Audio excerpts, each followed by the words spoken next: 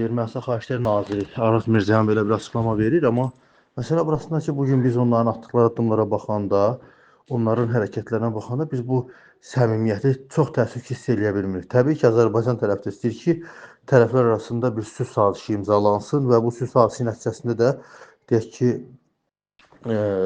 bölgəyə, regiona bir sülh gəlsin. Amma çox təəssüf ki, biz onu görə bilmirik və bu o deməkdir ki, qarşıdakı dövrdə də Ermənistanın bu cür manipulyativ addımlarını və fikirlərini eşidə bilərik.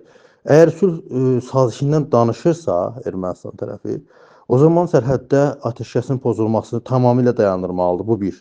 İkinci, Azərbaycan tələb qoyub qarşısına ki, bunu icra elə. Yəni ən qısa zamanda Azərbaycanın irəli sürdüyü konstitusiya dəyişikliyi məsələsini həyata keçirməlidir. Eyni zamanda sərhədlərin delimitasiya demokratik etməlidir.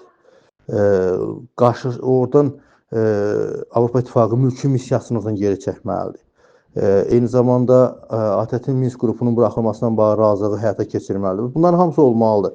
Ermənistan bunu eləmir, amma deyir ki, gəl ən qısa zamanda sülh imzalayaq. Bu sülh imzalanmaq üçün bunun alt bazası formalaşmalıdır.